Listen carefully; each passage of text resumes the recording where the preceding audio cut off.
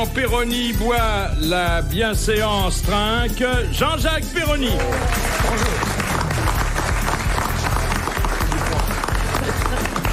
À Pigalle, où il travaille le soir, on l'appelle Monsieur Jacques, Jacques Maillot.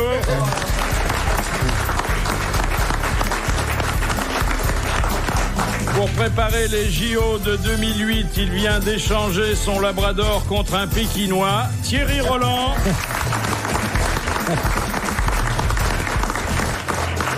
Monsieur et Madame Dolto ont eu un fils, comment s'appelle-t-il? Carlos.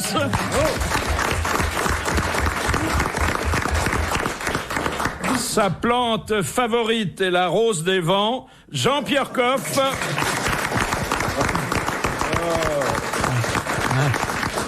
Et notre invité d'honneur, qui est la dernière conquête de Canal+, Hélène Rodier. Bravo. Ah, Hélène Rodier, c'est gentil de vous joindre à nous parce qu'on vous a beaucoup vu au théâtre, beaucoup vu au cinéma et très peu à la télévision. Pratiquement jamais. Jamais, jamais. Voilà, ce qui fait que vous apparaissez comme une petite nouvelle, ce qui se vérifie pas à l'œil nu. Non, c'est vrai d'ailleurs, je ne m'en cache pas. Est-ce que vous n'avez pas mauvaise conscience de prendre la place d'une de ces gamines que Canal+ affectionnait avant vous? Bah, mon Dieu, non. Moi, disons que je suis la première surprise quand même, ça faut bien le dire. Hein. Ça m'a fait un choc quand on m'a dit, bon, c'est moi la script. J'ai dit, ah bon, la speakerine, j'étais quand même surprise. Hein. Bah, enfin, bon, pourquoi pas, après tout, à 72 ans, alors, une nouvelle carrière s'ouvre à moi. Alors, voilà. Justement, est-ce que la vie peut recommencer à 72 ans? Voilà, la preuve, j'en suis la preuve vivante. Moi, quand j'ai allumé mon poste, je croyais que le poste était déréglé. Mais vous êtes en clair ou en codé? Non, on m'a décodé, tant pis pour eux, voilà. Ah, il décode beaucoup. Qu'est-ce que le théâtre vous a appris et qui peut servir à la télévision? Bah, je sais pas du tout, vous voyez, personnellement, j'ai fait quand même ça. Vous savez que vous avez des réponses extrêmement intéressantes. Oh oui, c'est passionnant, hein, ça je me rends compte. Mais enfin bon, non, bah 51 ans de théâtre, ça aide à tout faire. On fait de tout dans ce métier, vous savez. On dit toujours qu'à la télévision, il faut rester soi-même. Encore faut-il être quelqu'un. Bah j'essaie.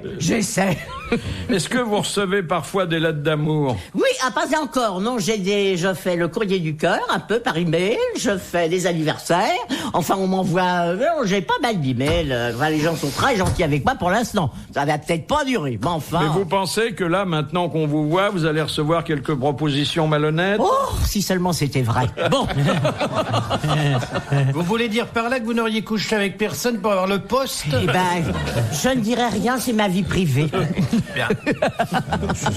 Moi, je suis sûr qu'il faut coucher à Canal. J'aurais bien aimé, vous voyez. Mais avec qui là-dedans? Il y a le choix quand même encore. Hein. Il y a Gildas. Il y a les Scurs, Gildas. Oh non, oui, Gildas, il m'a dit, quand il m'a rencontré, il m'a fait alors, c'est plus moi le plus vieux. J'ai dit non, c'est moi l'ancêtre maintenant, voilà. Ah, puis il y a les marionnettes des Guignols. Ah oui, vous pouvez souffler dedans. Oh mais les autres sont pas de bois non plus. Non mais il y a Denisot qui est quand même charmant. Ah, en tout cas, maintenant je le rencontre, il a beaucoup de travail cet homme, je le rencontre pas souvent, mais quand il me voit, il a toujours un sourire charmant. Il vous a jamais manqué de respect. Hélas, non. Est-ce que vous enviez il faut vous méfier de Denisot, qui est propriétaire de chevaux, hein, il a la montre facile. Ah ben oui, je suis dans le cheval. En plus, j'annonce le cheval tous les soirs, alors vous savez. Est-ce que vous enviez la longévité artistique de Denise Gray? Ah oui, ça, surtout que j'ai travaillé avec elle et voilà, ouais, c'est merveilleux. Et Valentine Tessier, alors c'était extraordinaire. Moi, j'ai joué avec Valentine Tessier, alors comme elle était un peu sourde. Et Sarah Bernard, comment elle était? Eh ben, là, je n'ai que les souvenirs. J'aurais bien aimé. C'était notre émission en direct de l'hospice des Vieux Glands. Voilà, c'est Richard. C'est Pont aux Dames, voilà. Vous êtes encore prête pour toutes les aventures? Oh oui, moi, oui. Eh bien, vous allez vivre celle des grosses têtes. Ah. RTL, 4h, 4h30, Dans la nuit des temps des grosses têtes de Philippe Bouvard. Vous voyez de quel œil la politique et les politiciens, Madame Rodier? Oh bah moi, je lis beaucoup de Canard enchaîné depuis l'âge de 18 ans. Alors vous voyez, ça fait un bail. Oui. Et puis, bah voilà, c'est comme ça que je m'instruis. Voilà. Oui, mais vous avez la même position que le Canard vis-à-vis des politiciens. Oh bah à peu près, oui, vous voyez. Oui, enfin, faut faire avec quoi. Bah, je regrette la cour. Vous voyez, ça c'était une chronique que j'adorais. La cour. Alors ça c'était génial. Ah, c'était bien André Ribaud, hein. Oui. Mais vous êtes une ribaude vous-même. Allons. Excusez-nous, mais bon, pour une fois que je rencontre une camarade d'enfance, je me laisse un peu aller. Vous rentrez à quelle heure aux résidences Hespérides? Je n'aime pas le mot Hespéride parce qu'il se termine par ride. Voilà, et c'est pas vrai, on n'en a pas. On n'en a pas. Alors on est comme Jeanne Calment, on en a une seule et on est assis dessus. Alors, on devrait leur apporter des jouets à tous les deux. Ah oui. C'est à quelle heure qu'on distribue le gâteau de riz? Un petit hochet, un truc comme ça, nous on va leur chercher. Des peluches. Attendez, mes enfants, tâchez d'être comme nous. Hein, un jour. Je vous souhaite, mon cher Jean-Jacques Perroni, d'être comme nous quand vous aurez notre âge. Ouais. Mais malheureusement, c'est pas sûr. Hein. avec l'alcool, L'alcool conserve les fruits, cher Philippe. Vous savez, il y a... les fruits et les embryons, les fœtus, mais pas les vieillards. Ouais, il y a un toubib qui téléphone à un monsieur, il dit écoutez monsieur, je suis embêté, j'ai mélangé les analyses de votre femme, je suis très embêté, je sais pas si elle a la maladie d'Alzheimer ou si elle a le sida. Il dit qu'est-ce que je dois faire? Ben, vous l'amenez la nuit à la campagne en voiture, vous la laissez, si elle revient toute seule, surtout la baisez pas.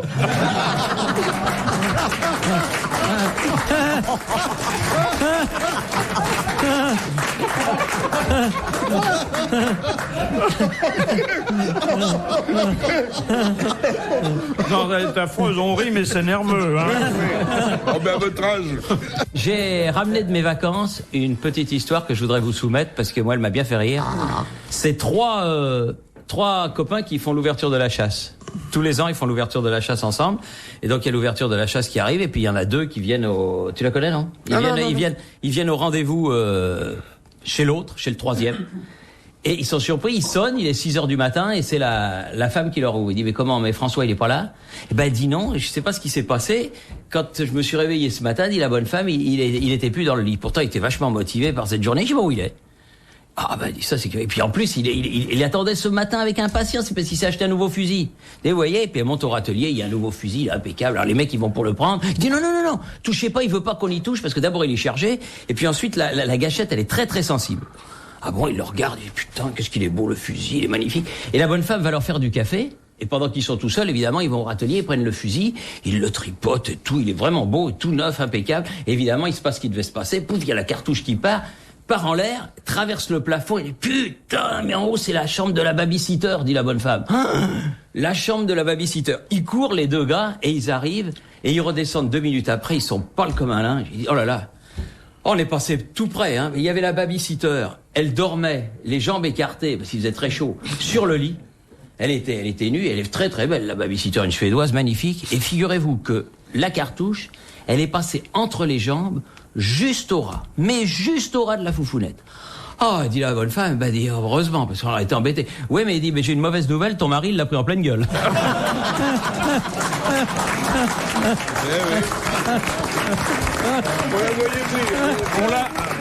On la sentait un peu venir, si je puis dire, mais elle est belle et bien racontée. Oui.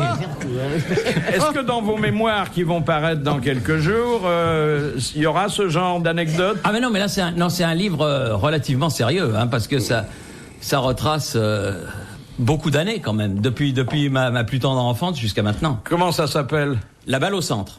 Ah, c'est joli, la balle au centre. Oui. Mais vous pensez pas que ça va paraître curieux comme titre, puisque vous êtes un peu étiqueté à droite? Non, justement, j'explique cette affaire qui a été une interview et... Non, tout va bien. Bon, alors, moi, je sollicite, bien sûr, une des premières interviews que le nouveau mémorialiste bien sûr. sera appelé à donner à des confrères. Mais je vous demande, par faveur spéciale, de ne pas être reçu dans la pièce où d'habitude vous recevez vos confrères, c'est-à-dire vos WC. Oui. Non, mais C'était sur Canal, d'ailleurs, hein, ça. Oui, c'était sur Canal. Il avait donné une interview dans ses toilettes, quoi. Hein? C'est normal, c'est là où il y a tous les diplômes des... Tous les arbitres. Non, il y a les diplômes de Oui, ma vous femme dites et de moi. toujours aux chiottes l'arbitre, alors. Ouais, non. Ben, je ne dis plus maintenant. Mais je me suis beaucoup passagi de ce côté-là. Hein, C'est vrai? Ah oui. Et de l'autre côté?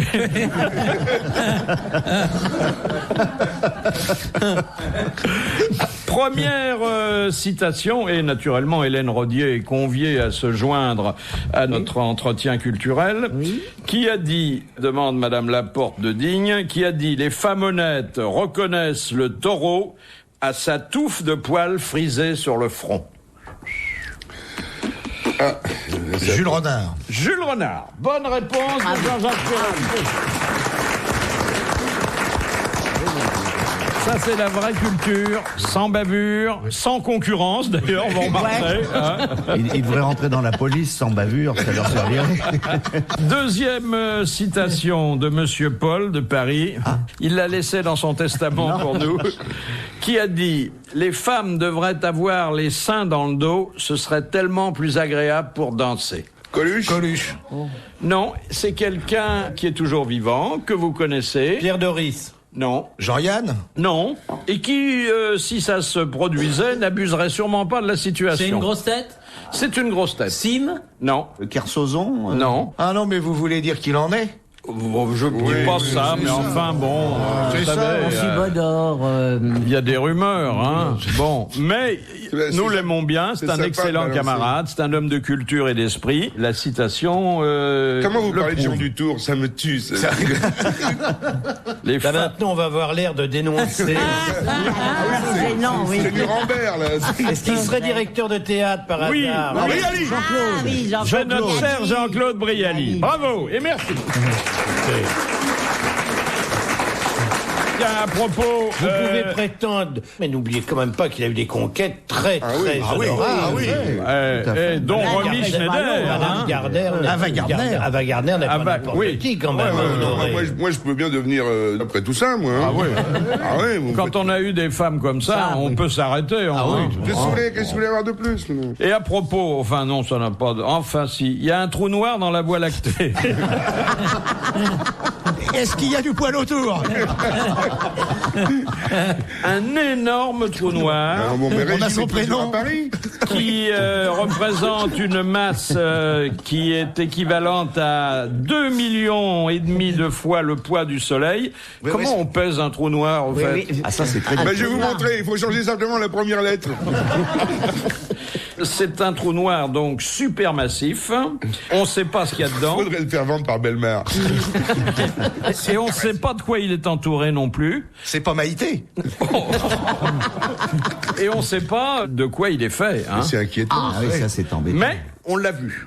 Qui l'a vu? Des gens qui avaient mis l'œil au trou de la... Non, pas de la serrure, mais... Comment ça s'appelle là? Au trou qui pue. C'est pas une longue vue, mais un peu plus long. télescope. Non, pas un périscope. Un télescope. Ah, un télescope. Ouais. Ah bah voilà. Ah, à cet âge-là, Un c'est télescope terrible. géant. Hein. Géant. Ah oui. Je cherche fortune autour du trou noir. Philippe Bouvard sur RTL, 4h, 4h30, les grosses têtes dans la nuit des temps.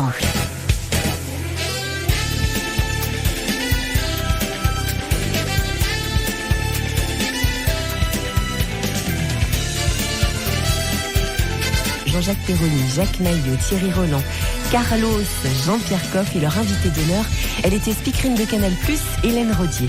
Quelle est la femelle qui ne rencontre jamais son mâle et qui se contente de ramasser la semence dont elle a besoin?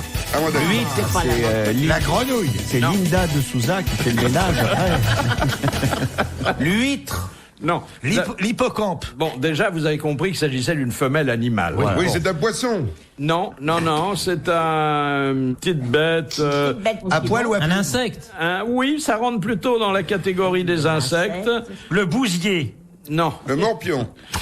Et donc, cette femelle, qui vit très solitaire, la question l'indique bien, va se promener, et puis dans certains chemins, le mâle a laissé sa semence, elle s'en empare, et c'est ainsi qu'elle est fécondée. C'est au bois de Boulogne, c'est ça.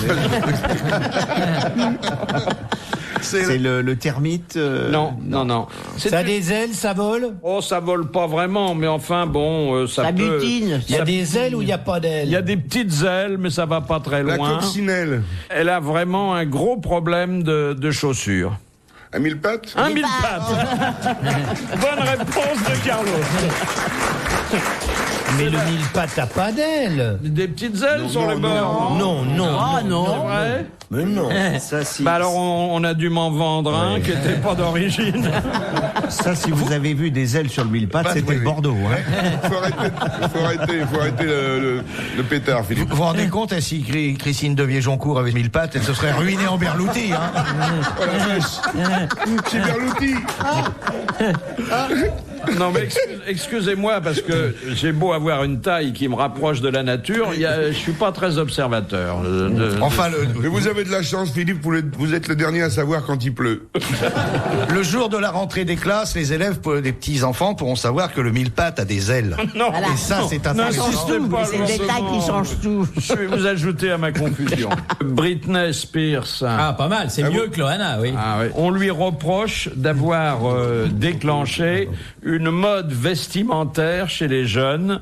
Alors, les ligues de moralité américaines protestent contre la tendance fâcheuse qu'ont les jeunes filles à dévoiler le bas du ventre et une bonne partie de l'arrière-train. Et en France... Ça va très bien à Maïté, en France, par exemple. non, mais en France aussi... On voit pas le nombril, on voit que les plis. Les éducateurs protestent. Ils disent que c'est provoquant. Vanessa Paradis me portait. Mais oui, elle portait ça il y a longtemps. Ça fait très longtemps que c'est ça. Je sais pas de qui vous parlez là, mais j'ai déjà vu ça en France par des tas de chanteuses. Oui, mais maintenant, ça déborde le cadre du showbiz. C'est dans tous les collèges, c'est dans la rue. Pensez aux passants qui sont agressés de façon visuelle. C'est sûr, hein. Par ces anatomies juvéniles. Ah, bah, c'est plutôt mimi, ça. C'est très mignon. Elles auraient pas les faire repasser aux pieds, ce serait bien. C'est vrai que on est passé d'ailleurs, vous avez raison Jean-Jacques Perroni, du stade de la chaussure orthopédique à celui du vieux fer à repasser. Oui, le vieux, oui. Celui qui sert pour avancer dans la caisse. On voit bien que vous ne vous êtes jamais servi de vieux fer à repasser dont vous parlez.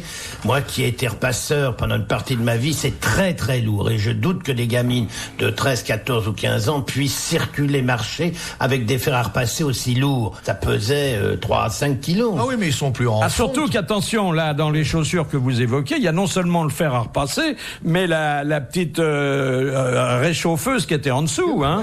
Ah, Oui, c'était s'il y a une petite réchauffeuse en dessous, je vais m'y repasser, moi. Sous la table. Vous connaissez l'histoire du Belge qui arrive à l'hôpital avec les 2 oreilles complètement brûlées? Je me dis, enfin, monsieur, comment ça se fait? Il m'a dit, écoutez, c'est un peu bête, hein. J'étais en train de repasser, puis le téléphone a sonné, alors j'ai répondu. Je dis, ça, on comprend bien pour cette oreille-là, mais l'autre, il dit, c'est quand j'ai appelé le docteur.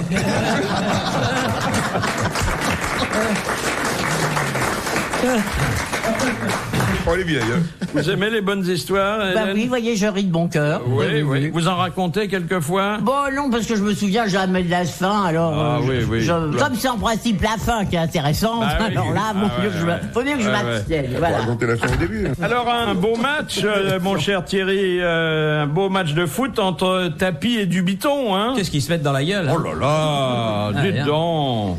Et alors il paraît que l'arbitre c'est monsieur Robert Louis Dreyfus. C'est-à-dire que c'est le président, mais on le voit jamais. Ouais. Il prend jamais une décision. C'est pas seulement le président, hein, c'est celui qui finance, hein. Et tous les sous qu'il a mis? 1 milliard. Bon. 100 milliards d'anciens Eh, francs. 1 milliard. Enfin, 1 milliard ancien. Non. Non. 1 milliard nouveau. 1 milliard nouveau. Oui. Ça fait, on Bah, il avait les moyens. Ah ouais, non, mais attendez, vous allez pas vous mettre encore à compter en ancien franc, c'est fini. Non, ça. mais attendez. Non, mais il faut On arrive à l'euro. On arrive à l'euro. Ça fait 20 Zidane, non? Oui, ça fait, oui. Ouais, on compte en Zidane maintenant. Oui. Mais c'est une affaire qui va mal finir. Hein. C'est vrai? Ah oui, ça je le crains.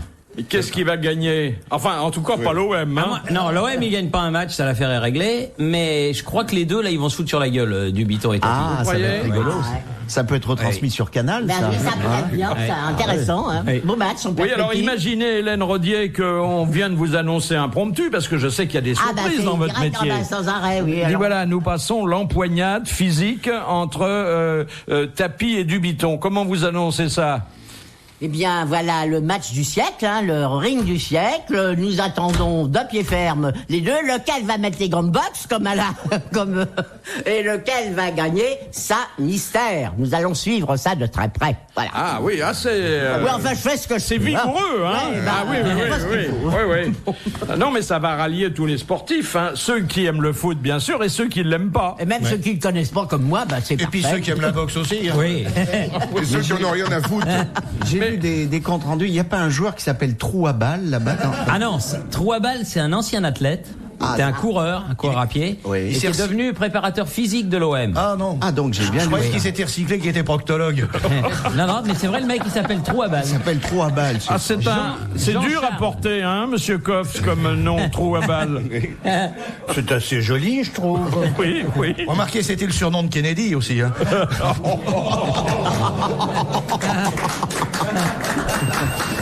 Retrouvez les grosses têtes dans la nuit des temps sur RTL.fr.